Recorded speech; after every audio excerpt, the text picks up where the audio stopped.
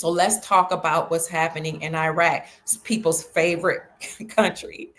So, Iraq, as we talked about in the last Breaking Iraqi News podcast, is doing well because they're extending and modernizing their railway.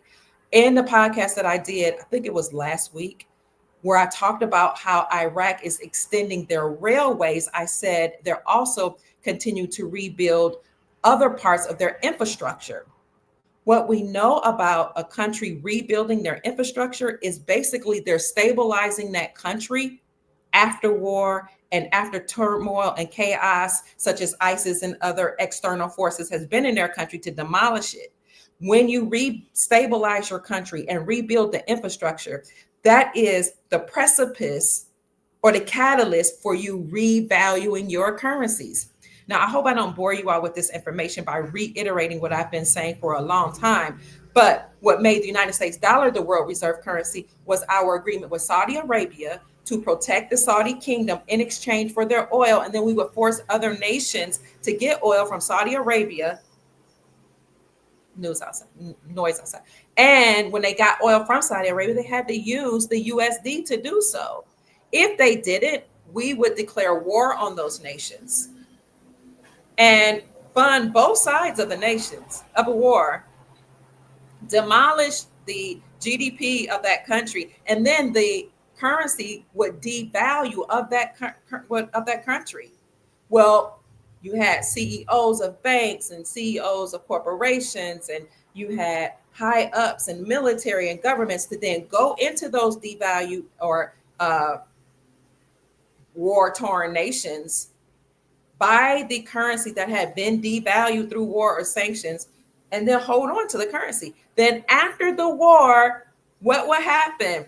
America would then go back into those countries that we either declared war on, or we were maybe supporting the other nation that had declared war on that, but we funded both sides of the war. We would then go back into that country, rebuild the infrastructure, stabilize their economy, then their currency would be reinstated back to their pre-war or pre-sanctioned value. And then the people who had bought up those currencies when it was devalued would now say, I'm going to the bank with the new rate, with the rate, not the rate that was reinstated. It was reinstated back to, and they became millionaires and billionaires overnight.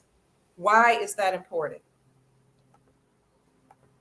Why that's important right now is because now that you know this is something that they do, pay attention to what's happening in Iraq. They are rebuilding their infrastructure and modernizing their railways.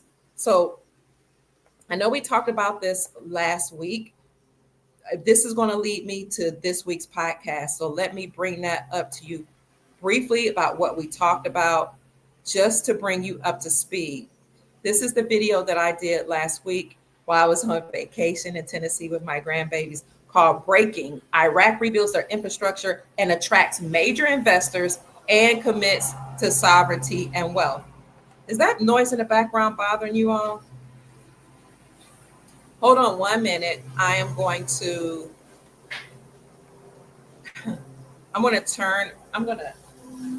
shut the windows. I have windows up.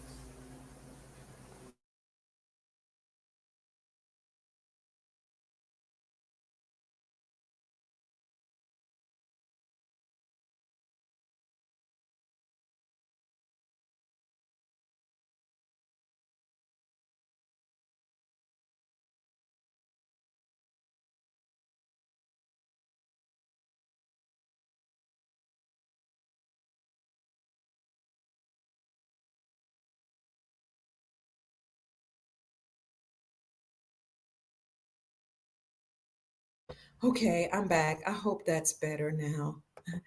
It's that time of the year where they're cutting the grass. So here I was talking about how the World Bank on that maybe 2 weeks ago on that Wednesday actually lent Iraq $930 million. That is equivalent to $1.2 trillion for Iraq to modernize their railway network. And this would strengthen domestic and regional trade and support their economic diversification. So this project actually was very good because of some key components. What happened with this $930 million loan that was given to Iraq is that, according to the article, it enhanced their travel efficiency, their freight capacity, so how much they could actually put on the trucks or whatever, the automobiles, whatever they were, or trains, whatever they were loading up. Now they can put more on there. It so enhanced travel efficiency, freight capacity, and access to sustainable transport infrastructure. It also supported Iraqis' broader ambition to become a regional logistics hub. So now they're a regional logistics hub. Their railway has been developed or will be developed with this $930 million dollars. And I don't know if I told you, but that is equivalent to 1 trillion IQD. In addition to that, we know that they have, connected Iraq to 66 countries in the world. And that has made Iraq the biggest or the most important transportation hub in the Middle East. And some argue to say it is now the biggest and most important and largest transportation hub in the world. These are the four components, or I'm sorry, let's say more than four major components, key components of that railway project being developed with the $930 million loan from the World Bank. They will rehab all critical rail infrastructure in their country. They'll modernize locomotives and rolling stock, the locomotives that had been aged and maybe even demolished through war. It will allow them to put in upgrades to Baji, which is a maintenance workshop. They're going to develop dry ports and logistics hubs to attract private investors. So, and I've read to you articles that said, not only are they modernizing their railways and they've become a major transportation hub, but Iraq is now seeking private investors both in the country and abroad. They're asking for people all over the world to invest in their country. They're implementing safety management systems and infrastructure safety improvements. They're now putting in technical assistance with the focus on hiring women, which is something that is not really heard of in Iraq. So now women are having more equality and ability to assist in the infrastructure development by assisting with technical issues. Community engagement through participatory planning and monitoring process, and just all type of things that now will be the focus in terms of Iraq's railway infrastructure system being built. So the article went on to say, and I put this in my video that I did last week, that as Iraq shifts from reconstruction to development, enhanced trade and connectivity will stimulate growth. It will create jobs and reduce oil dependency. This is very, very good because when you think about economic growth and stability, early on, several weeks ago, actually several months ago, maybe about April, I reported that in order for the Iraqi dinar to revalue, you have to have economic stability and reforms put in place. And we see that happening. So that's what we reported on last week, and that will lead us to this week's podcast about how Iraq is doing. Keep checking in. I hope you all can still hear me. Greetings, everybody.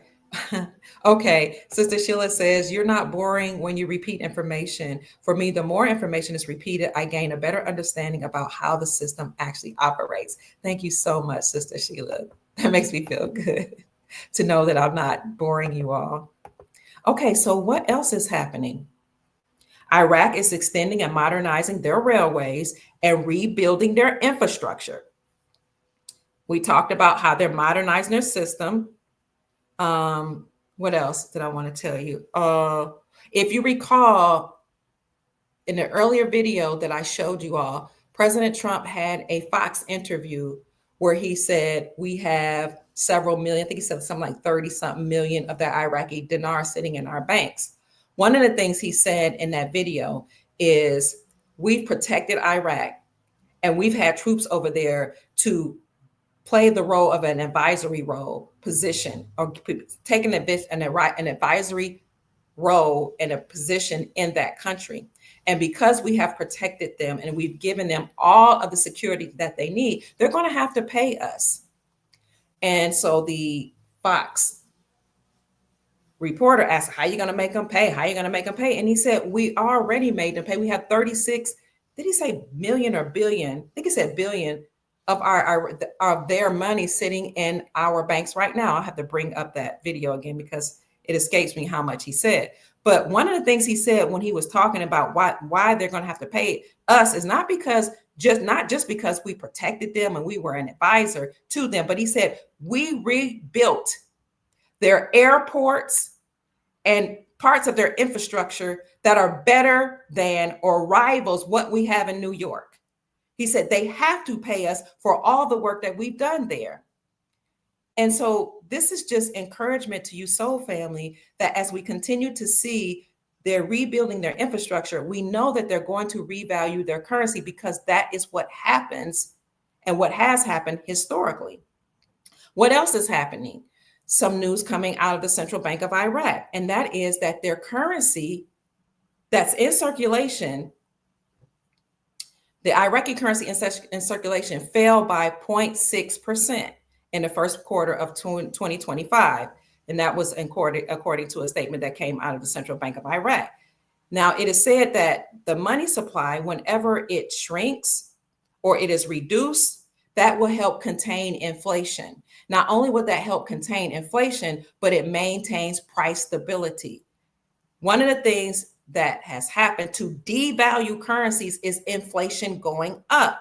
Well, now with the currency that's in circulation actually being decreased, the money supply decreasing, that means now we will have stability, price stability. And I'll show you that article just quickly so you can see what I'm talking about.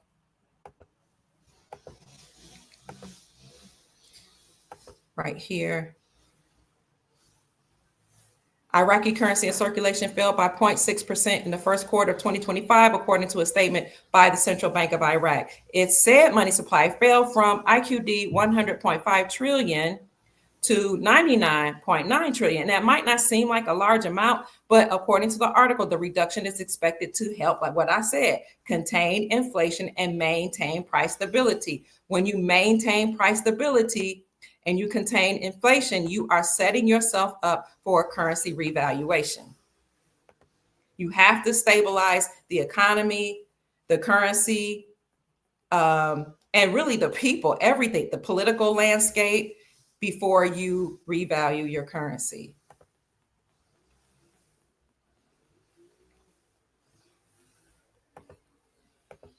My air conditioner is not working, and it is like 85 degrees here in Jacksonville, Florida. So we're going to have to get that fixed right away. That's why you see me fanning. Plus, I'm a woman of a certain age, so you know my hormones are fluctuating. But let's go on. Not only that, but Iraq increased their gold reserves. This is big. So now that they're making sure that the currency is stable and they're maintaining price stability with the money supply falling somewhat, they're going to have to back their currency in order to revalue that currency, or in order to reinstate the currency back to its normal value, as well as raise the revaluation rate, because you have to take into account for all of the resources that Iraq has. So the Central Bank of Iraq just recently reported that they increased their gold reserves by 45%. This is huge, because when you increase your gold reserves, you're making a statement to the world that you're using that gold for something. You're using that gold to back your currency, and you're using that gold in your central banks to make sure that your banks are in a good place in case you have some type of economic fluctuation. So gold, foreign currencies, which are tier 2 assets, gold being a tier 1 asset, secures your bank and preserves your bank against economic hardships and against filing a bankruptcy. So now I'll show you the article where it says the CBI emphasized that the growth or having more gold in the bank strengthens their economic and financial stability and mitigates risk and it serves as a key tool for currency market intervention. See if I can find that article for you. They increased their gold reserves by 45.1%. Why would you need to increase your gold reserves? To back up your currency. To back up your currency and to maintain the health of the bank. And you want to stay on par with other nations which are amassing gold in large numbers. So this is an article that comes out by let me see if I can get that article up. The article is printed actually in their language. So I'm going to have to see if I can somehow, let's see, how do you get this in English? I'm trying to translate, get this translated in English, which I can do by going to their major site. Just 1 minute. I'll put that in the description section for you as well. So the INA dot, what is it? IQ/AR website. When you first pull it up, they'll bring it into Arabic, but you can also translate it to English. 1 second, family. Let me know what you think about this information so far.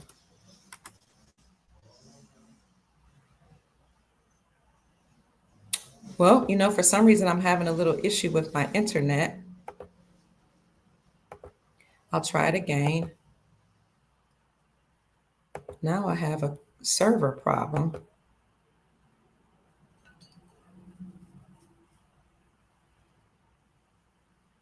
I'm trying to wait for this article to load. Wow. Again, the article that I'm trying to upload says that the central bank has reported a 45.1% increase in gold reserves, and that happened in Q4 of last year, 2024. Well, the website is, for some reason, is not pulling up. I'll put it in the description section for you. I do see it in Arabic, but I'm trying to put it in English. I'm trying to have it translated. Maybe we can come back to that. Next, that I wanted to report on is we spoke of how Iraq is modernizing their railway system and how they have become a large the major transportation hub in the Middle East, and maybe even the biggest in the world now. Well, speaking of modernization, the Central Bank of Iraq confirmed on Friday that the National Electronic Payment Card project that they have in Iraq is a local option for the Iraqi people, and it's exclusively in Iraqi dinars. So they have a new payment system that they can use there. It's exclusively in dinars and not US dollars, because they're moving away from any transactions dealing with the United States dollar. Wow. Or any dealings with the United States dollar, period. I said, wow, because I just went to that website and it says it's a server error. Why am I having issues this morning? This is wild. Let me see if I can go to another article. Central Bank confirmed the National Electronic Payment System. I'm going to bring it up in somewhere else. That card system is now in Iraqi dinars only. Hold on. So I just found it published in another place. Here we go. It's right here. The Central Bank of Iraq clarifies the national payment card and its scope of use.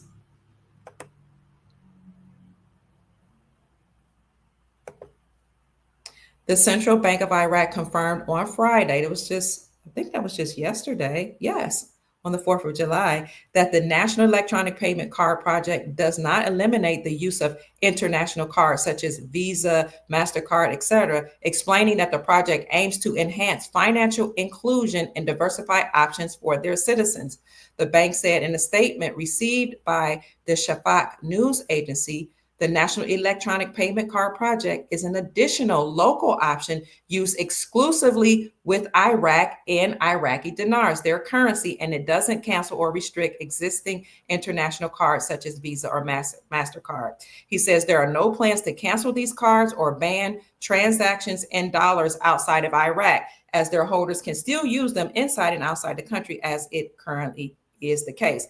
So they're saying it won't exclude the dollar, but I heard Al Sudani, the prime minister of Iraq, actually tell people to stay away from the USD, to not buy the USD on the black market. And if you do, you will face severe consequences. He went on further to say, trust in your own currency because this is the currency of your homeland. And he said that he would work with the Central Bank of Iraq to revalue the Iraqi dinar against the United States dollar.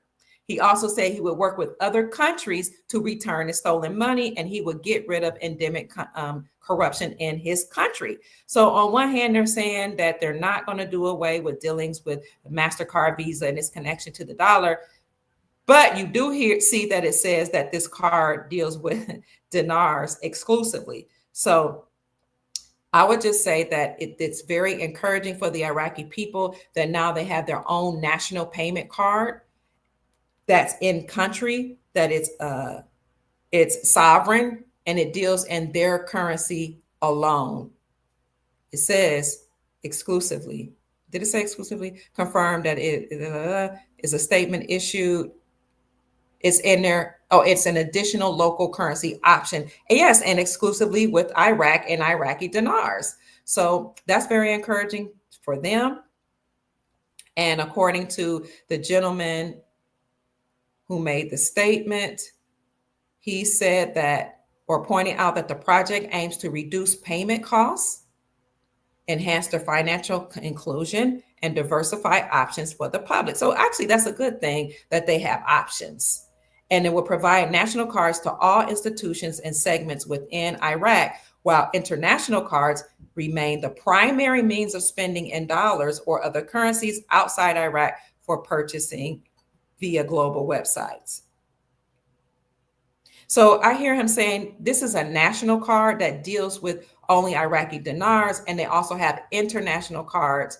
That's the primary mean for spending in dollars and other currencies. So they will have the option to use their national card for national transactions in dinars only, and international cards to deal with other currencies.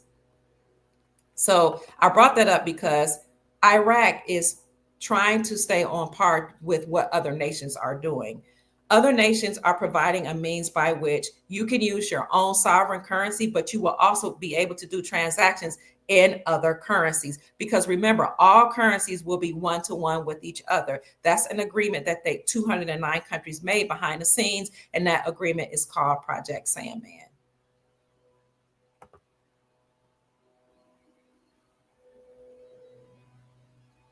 Oh, it was 35 billion. So President Trump said we have 35 billion Iraqi dinars sitting in our banks right now. Thank you so much, Maurice. I appreciate you. Good afternoon, Marquet. What else is in the news? Oh, there was a statement, and that's the last part of an article that I thought was very interesting to bring up to you all. And let me show you, I could show you my notes here so you can stay with me. There was a statement here that said, where a gentleman said, we expect to see a strong Iraq with regional and global standing. So Iraq is positioned not only to do well economically and politically for the benefit of their people, but they want to make sure that they're doing well as it relates to their position globally, economically, with their transportation hub, their infrastructure being built, them asking for investors, private investors, to invest in their country. They want to make sure that they look good in light of their own people and in light of world leaders and people all over the globe. So I think I brought that article up for you. Let me see. Yes, I did. It's loading.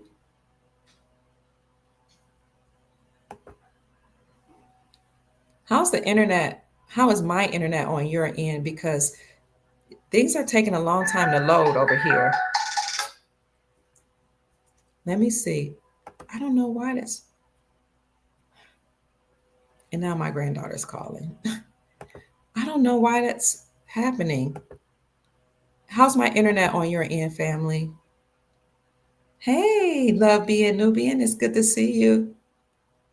Athelene Graham, it's good to see you. So I'm trying to bring up the article where they said we expect to see a strong Iraq and regional. What is it? A strong Iraq with regional and global standing. Here it is. I think I finally got it.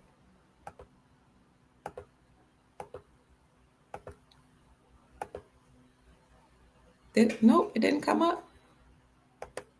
Nope, those are my notes. Hold on. They're saying they're waiting to verify my computer. I've never had that happen before. Okay, we're just going to keep moving. That's wild. I don't know why I'm having issues. Okay, well, I just wanted to show you how this person that was situated in a religious region of Iraq saying that, religiously they're doing well to strengthen the health of their nation and mental health of their nation, but they're also positioning themselves to be a strong country regionally within the Midwest, Middle Eastern region and globally.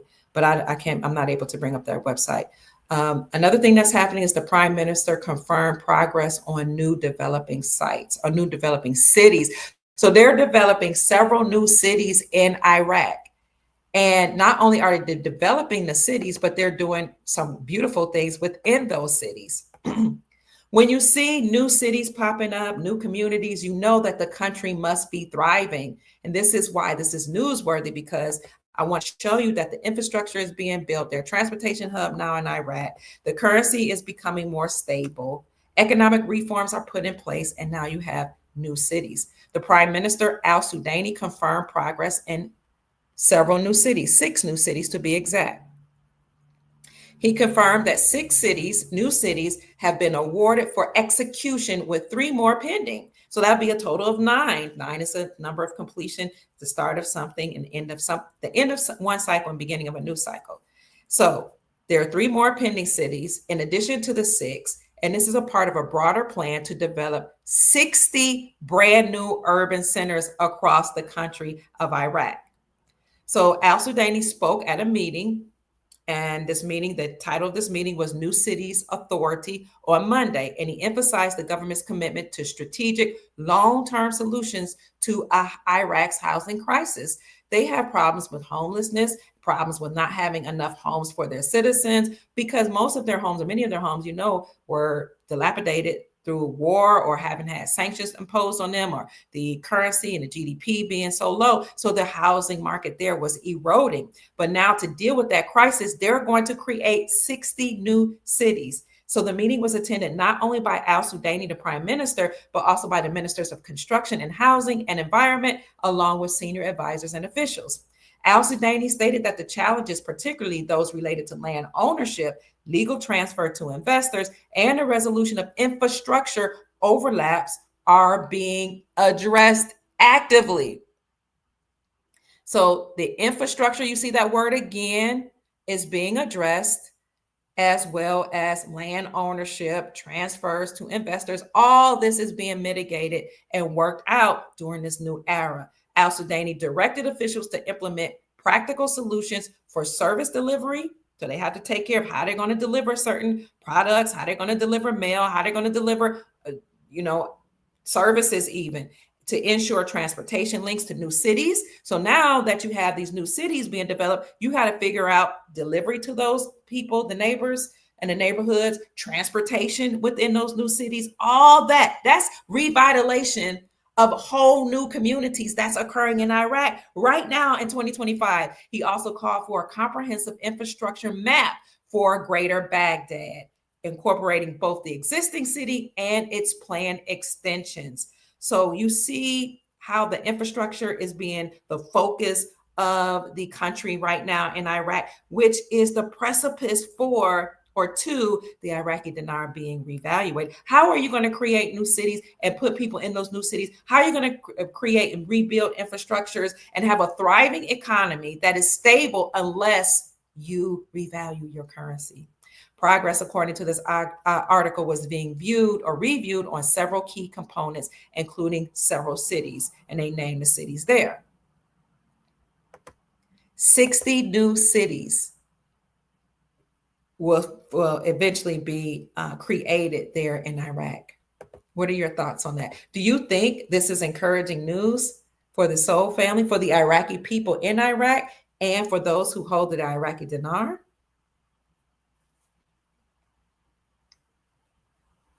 Oh, organizing it, please let me know. Okay, so Love BN wants to know. She says, I was wondering on your last podcast about a suggestion that I made.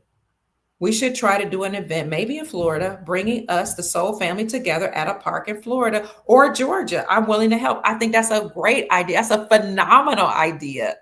Yes, yes. We'll talk about that more. I love the idea for the Soul family to get together and meet each other. Also, Iraq is opening or has opened two major bypasses in Baghdad, one of their major cities. And the reason why they are creating these two major bypasses is to address traffic congestion. So in the article, they go on further to talk about how they're working on the infrastructure. When you build bypasses, that is part of the infrastructure. So Iraq is doing major things, family, major things to let us know that somehow they got some money. Somehow they are making sure that their cities are safe and that people are able to communicate and get back and forth to work and back and forth to, wherever they need to go. So I'll bring that article up for you just briefly so you can see what they're talking about. The Prime Minister Al Sudaini opened two overpasses in Tobiji. I'm sorry, I don't know how to pronounce it. The area of Baghdad's Kark district as part of this first phase of infrastructure works aimed at easing traffic congestion in the capital. So Baghdad is the capital. This is just the first phase, the bypasses that they're implementing right now. This project, implemented under the Ministry of Construction and Housing Traffic Decongestion Plan, is one of 16 such initiatives, 11 and completed to date. So they've already completed 11 and they're going to complete a total of 16 initiatives to address the traffic issue in Baghdad. The two new overpasses span 950 meters towards Alawi and 550 meters towards Aden Square, with 8 access ramps connecting them to Ben Hayyan Bridge and July 14th Street. Wow, they have a street called July 14th. The development is expected to significantly improve traffic flow between several major areas. Al Sudaini praised the efforts of the Ministry of Construction and Housing, Baghdad Municipality, the Prime Minister's monitoring team, the Baghdad government, and the implementing company. He also expressed appreciation to the residents of Baghdad for their patience during the project's construction. He reiterated the government's commitment to infrastructure improvement across Baghdad and other governorates, emphasizing the importance of completing stalled projects. So there were some projects that they had initiated or started, but they had been halted. Now he says we're going to complete those particular projects and we're going to launch even more or new ones in the sectors of water, sanitation, housing, and urban development. Can you see that they're rebuilding their infrastructure? They're creating new cities. They're taking care of the water issues. They're taking care of the sanitation issue. This is huge. When you see this type of development occurring in a country, you know we're on the precipice of change. You can see it with your own eyes that we're ready for a currency revaluation. They've been waiting for economic stability and progress and safety in that region before they revalue the currencies.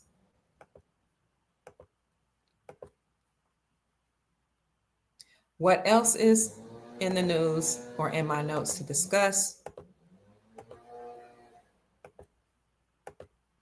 is that Iraq is strengthening the United States-Iraq relationships through energy and security. And basically, I do have the article there that came out of Washington. I'll just give you a short synopsis. Is that the Prime Minister al-Sudani said that his administration is courting firms from the United States and other countries such as France. So they're courting firms from the United States of America, firms from France and China to help boost their oil production. Because remember, they were getting a lot of their oil from Iran. But that was a way for Iran to control Iraq by importing oil and other energy type devices into the country.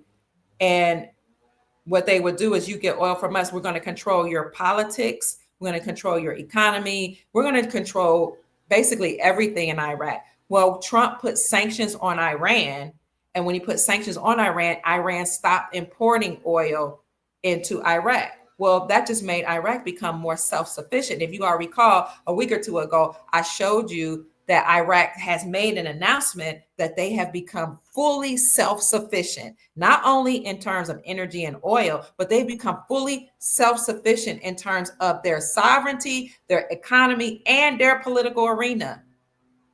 So, in terms of stability, Washington has stressed that Iraq must continue to counter ISIS as well as other external factors, and secondly, they must focus on minimizing any threat from Iran-backed militia. But we know that Iran is not a threat any longer to Iraq because Trump, number one, put sanctions on Iran, but Trump also bombed 3 of their nuclear facilities that enabled them to create nuclear weapons. And when he did that, that was it. Iran has lost most of its power. And they said, the articles that I've read said, it has put Iran's nuclear defense program back by several decades. So now Iran's no longer a threat, and Iraq is able to increase their own oil imports and work with countries such as France, China, and others to help boost their oil production. And then finally, there was a Colorado-based United States firm that won a bid in the amount of $118 million to help with Iraq defense. And I'll show you that article here in a minute. So the country that won the bid was actually America, and that is with the company coming out of Colorado. Here's an ad that popped up. Colorado-based Vetra Systems LLC has been awarded a $118,020,690 cost plus fixed fee undefinitized contract action for base support services. So now this contract that's out of Colorado will provide base support for Iraq, and not only base support, but according to the article, it says the contract provides base operating support, base life support, and security services. Work will be performed at the Martyr BG Falai Air Force Base, and Iraq, therefore, is expected to be completed. In Iraq, and it's expected to be completed November the 30th. According to a statement from the United States Department of Defense, this contract was a sole source acquisition. Excuse me, I don't know what that is that just popped up. The contract was a sole source acquisition as requested in a letter of request and agreed to in a letter of offer and acceptance. FMS funds in the amount of $57 million are being obligated at the time of the award. The Air Force Life Cycle Management Center, Wright-Patterson Air Force Base, Ohio, is the contracting activity. Okay, so the United States Department of Defense has issued a statement out of Washington that says that there is an American-based firm that will deal with base support, providing base support for the country of Iraq. So that would mean that Iraq would indeed become more stable, which would lead to a currency revaluation. Because again, you have to have a country that's stable, you have to have economic stability, and you have to have certain economic reforms put in place to secure the country in order for them to not only revalue their currency, but before other countries will do business with you, they have to know that the country is safe. They have to also know that you are positioning yourself to do business and to do trade on a global scene. And that's what Iraq has done. So in summary, if we were to go over and summarize all of the notes, and I'll bring my notes up with you here, we see, hold on, that Iraq has extended and modernized their railways and rebuilding their infrastructure. That now the news out of central Iraq, or the Central Bank of Iraq, is that Iraq's currency in circulation fell by 0.6%, which then when you see that the money supply fell by certain percentage points, that reduction helps with inflation. It helps to contain inflation, and it helps to maintain price stability. There's no fluctuation in the inflation, which would mean that the money becomes worthless. So now with the stability, the price stability, now what do you need to do? You need to back it up with gold, and that's why Iraq has backed up the currency with gold behind the scenes by increasing their gold reserves. Last quarter, Q4 of 2024, the Central Bank of Iraq reported that their country actually amassed or increased their gold reserves by 45.1%. This would emphasize or strengthen the economic, what it says, the CBI emphasized that this growth strengthens economic and financial stability. It mitigates or does away with risk. It serves as a key tool for currency market invention. It is a key tool for currency market invention. What do you need to, what's the intervention that you need? Well, the Iraqi dinar is now in high demand because of the transportation hub that was created in Iraq. When that transportation hub went into effect or was implemented as of April 1st, 2025, the demand for the Iraqi dinar increased a whole lot. So when the demand goes up, when you look at the law of supply and demand, the supply decreases. When the demand for something goes up and the supply decreases, then that commodity becomes more valuable. They're going to have to revalue the Iraqi dinar because it's become more valuable in the eyes of people. They need this dinar because they want to invest in that country. They want to invest in a transportation hub. They want to invest in a railway system. They want to invest in businesses that are there now. I showed you articles before that said that now that Iraq is becoming more stable, they're actually seeking outside investors. So not only did they bring back their businessmen and entrepreneurs that had gone abroad, and I showed you articles about that, and the government in Iraq said, we're going to invest in you entrepreneurs to come back home. We'll give you money. We'll give you resources. We'll give you manpower, whatever you need. They've also asked for investors outside of the country to please come and invest in Iraq.